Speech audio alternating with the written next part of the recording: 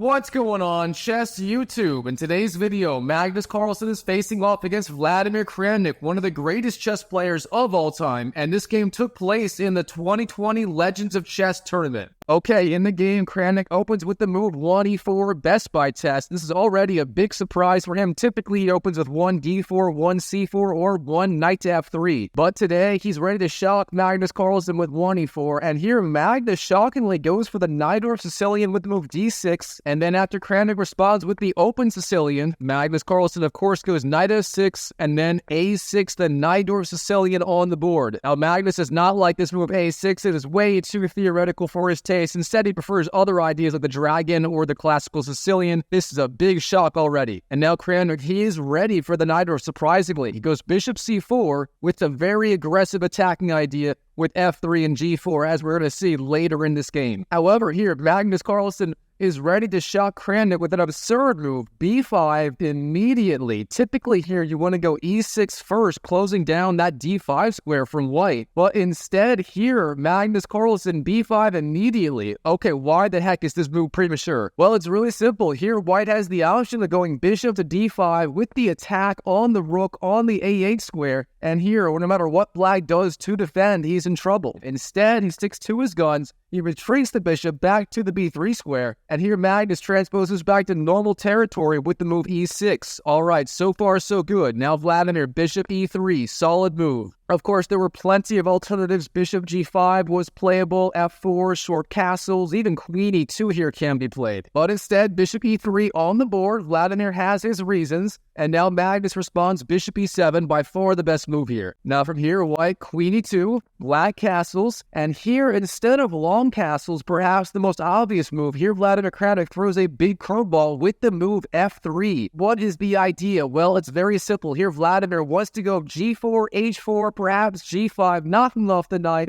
then h5, and finally g6, just literally launching these pawns down the board, trying to blow open the black king. Alright, here Magnus, queen c7, the best move, give the queen out to the very flexible c7 square. And here, Vladimir Kramnik, he wastes no time. He gets those pawns rolling with the move g4. After this move, there is literally no going back. White still had the option of castles and perhaps playing in the center, keeping it more solid. But instead, after g4, you literally have to go g5, h5, g6, attacking all out. There is no turning back here. Alright, now, Magnus Carlsen as black. What the heck is he supposed to do in this position? Well, he has a few different ideas. First of all, there's a prophylactic move, knight f to d7. I mean, of course, at some point, white's going to go g5. For example, if black, I don't know, wastes a move, king h8 or something. Then white's going to go g5. And knight to d7 is going to be the move. So with that in mind, black has the option of going knight d7 immediately, followed by knight to c5. And from there, that knight is ready to knock off that bishop on the b3 square, and it also covers the e6 square, which is super, super important for black. So overall, knight d7 or perhaps b4,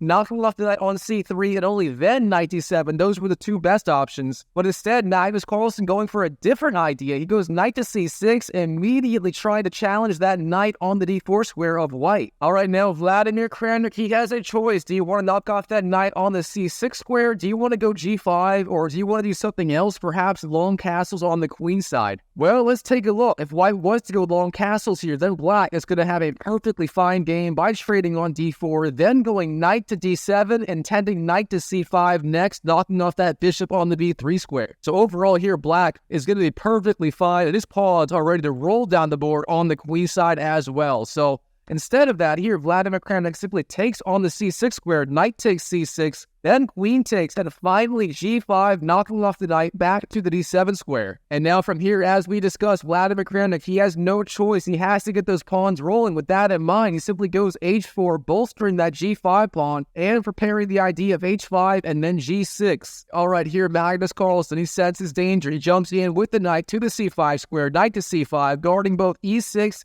and threatening to chop off that bishop on the b3 square. So very solid stuff, but Vladimir Kramnik, he does not slow down. h5 is on the board, and believe it or not, this is the best move, going h5 before you go long castles on the queen side. And in case you were curious, and here's why, Vladimir Kramnik wastes a tempo with the move castles long, and I say waste in tempo, like Dr. Evil style here. If you waste that tempo, then Magnus simply goes bishop d7.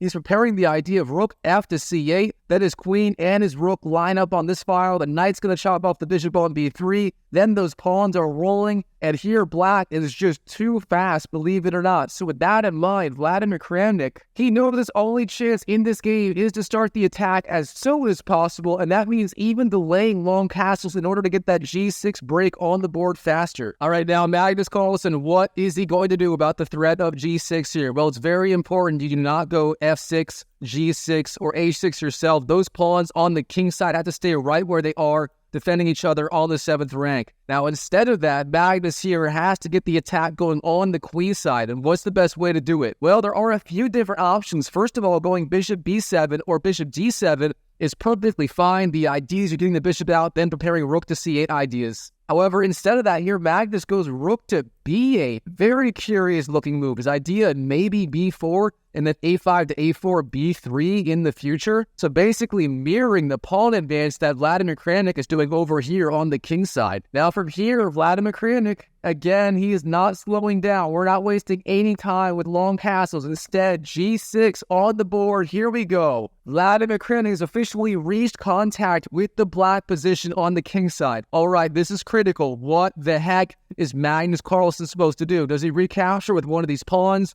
Does he go f6 or f5? Does he do absolutely nothing in his attack on the queen side? What's it going to be? Well, let's go through each of these one by one. This position is that important. Here, the move h takes g6 is a massive blunder. The key move for Vladimir is actually the move h6, a brilliant move. Now this g-pawn is stuck. It cannot go to g6, and with that in mind, the h-file is going to be blown the f open no matter what. So for example, here, bishop f6, best move. Then you take on g7, then go queen h2, and no matter what black does, he is facing a vicious attack on the h-file. Now going back, h takes g6 is no good. What about f takes g6? Well, that is almost just as bad. Here, Vladimir Kramnik has the move knight to d5. Okay, first of all, that knight is threatening the bishop on the e7 square, and if you take the knight, you take back with the bishop with the double attack on the queen and the king. So instead here, you got to go queen to e8, defending the bishop on e7.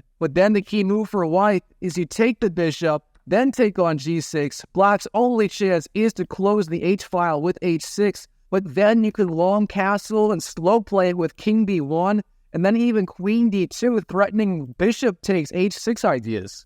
So overall here, f takes g6, also a disaster, in addition to h takes g6. Alright, what about the f-pawn moves f6 and f5? Are those any good? Well, it turns out they are not good either. If f6, the key move for white, is knight to d5, very similar to the other line we just saw, and if black goes f5 instead in this position, then the key move for white is the move h6, the pawn square on the board, and this is an absolute disaster for black. All right, all of this to say, anything black does actively on the king side after the move g6 is going to be a train wreck. You do not take the pawn. You don't do anything with these pawns here. Instead, there are at least two good ideas for black here. The first one is going to be bishop to f6, trying to bring the bishop in closer to the defense of the king. And no matter what white does, g takes f7 or g takes h6, black is going to be relatively okay. Now, the other idea, and the one Magnus did in the game, is actually the move h6. Now, this move looks kind of insane, but it actually works out here. Even if white captures on f7, the h-file is still closed for now, and Magnus Carlsen is doing perfectly fine. However, overall, I do like the move bishop f6 here a little bit better for black,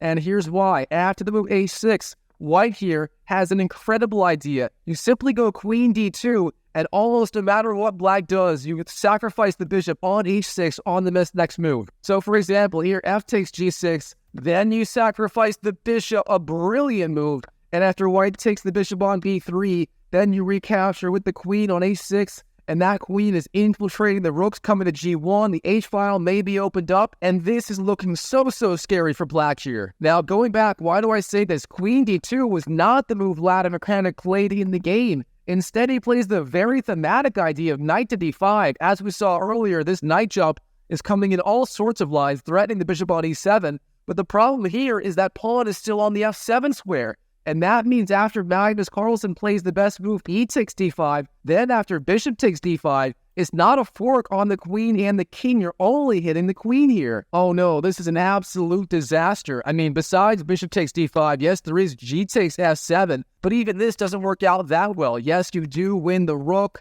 but that's about it. And here, black still has a dominant position despite the even material. His minor pieces are just worth so much more than white's 2 rooks here. All right, going back to the game, of course, Vladimir goes bishop takes d5 in this position with the single attack on the queen, not the double with the king not being in check here. So black simply retreats the queen to e8. And now, what is Vladimir supposed to do? Well, in the game, he goes off the deep end with the move bishop takes h6. And yes, this is the best move both objectively and from a practical standpoint. The only chance he has in this game is to sacrifice that bishop and just hope for the best. Now again, if he didn't do that, we had that line we just saw, started with g takes f7, then rook takes, the bishop takes back, and once again, black's minor pieces are worth so much more than white's 2 rooks in this position. Now, alternatively, white could also long castle here. For example, immediately long castle, but then black simply goes bishop to e6. And look at this, that bishop on e6 simply challenging white's bishop on the d5 square. And once again, black is sitting pretty here. All right, all this to say, bishop takes a6 really was Vladimir Kramnik's only chance in the game. He does find it, and now after g takes, the move is rook to g1 from Vladimir. Good stuff, trying to get the rook on the open g-file. And here, Magnus throws in a very dirty move. Bishop to h4. Magnus the Punisher. He punishes Vladimir for never ever castling the king, and now after this move, it's never going to be able to castle long. For example, king d1, and that king loses the right to castle. That rook on the a1 square is stuck there forever. Alright, Magnus, queen to e5, centralizing the queen, threatening queen takes b2 in some lines. Now Vladimir sensing danger, c3, blocking off the access of the queen to b2, good stuff. But here, once again, Magnus, bishop to e6, the best move. You simply cut off that bishop on d5, try and get rid of it, and here, what is white supposed to do? In the game, f4 is the move, a desperation shot, trying to deflect that queen from the e5 square, but Magnus is not amused. He simply takes the pawn,